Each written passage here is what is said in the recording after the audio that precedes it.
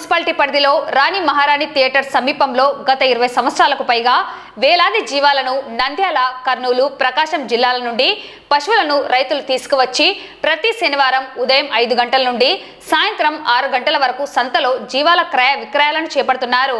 ఈ నేపథ్యంలో ఈ పశువుల సంత మార్కెట్ వసూళ్లను మున్సిపాలిటీ వేలంపాట ద్వారా సంత మార్కెట్ వసూళ్లు కాంట్రాక్టర్ ద్వారా చేపట్టడం జరుగుతున్నవైనం.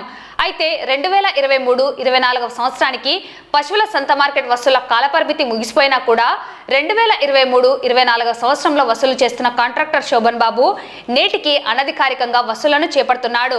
నెలలో దాదాపుగా 5 వారాల పాటు వేలాది పశువులను ఇక్కడికి తరలించి మార్కెట్ పెద్ద ఎత్తున చేపడుతున్నారు. ఒక్కొక్క పశువుకు 30 రూపాయల నుండి వసూలు చేస్తూ లేదా ఒట్టు మొత్తంగా ఒక్కొక్క పశు రైతు నుండి 300 రూపాయల నుండి 500 రూపాయలు వసూలు చేస్తున్నారు. ఈ విషయంపై మున్సిపల్ కమిషనర్ వివరణ కోరితే స్పందించకపోవడం విడ్డూరంగా ఉంది. ప్రతి వారం వేలాదిగా సంత మార్కెట్ కు వచ్చిన పశువుల ద్వారా దాదాపు 1,00,000 రూపాయలను వసూలు చేస్తున్నట్లు సమాచారం. ఇలా నెలలో 4 వారాలకు 4 లక్షల రూపాయలను వసూలు చేస్తున్నారని తెలిసింది. ఇదిలా ఉండగా 2024 సంవత్సరం డిసెంబర్ నాటికి సంత మార్కెట్ వసూళ్ల కాలపరిమితి ముగిసింది.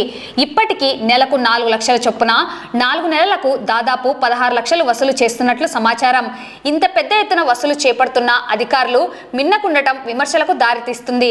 సంత మార్కెట్ ప్రాంతం మున్సిపల్ పరిధిలో లేదని పొంతనలేని సమాధానం కమిషనర్ చెప్పడం జరిగిందని, అయితే గత సంవత్సరాలుగా ఎలా సంత మార్కెట్ వసూళ్లు ఎలా జరిపారని ప్రజలు ఆరోపిస్తున్నారు. ఇదంతా ఎవరి కనుసనల్లో జరుగుతుందో ప్రజలకు తెలియాల్సి ఉంది.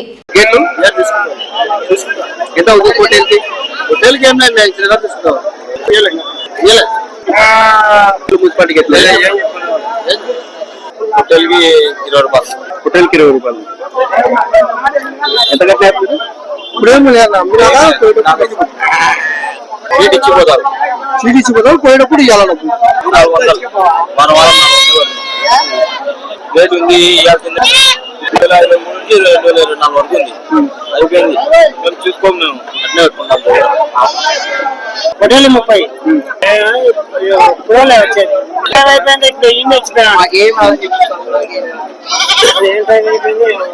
ఏమంట తీసుకుంటా అంటే తీసుకున్నాడు. ఏమంట తీసుకుంటా అంటే 30 అన్నాడు. గేట్లు పడుతున్నారా? పడుతున్నాను.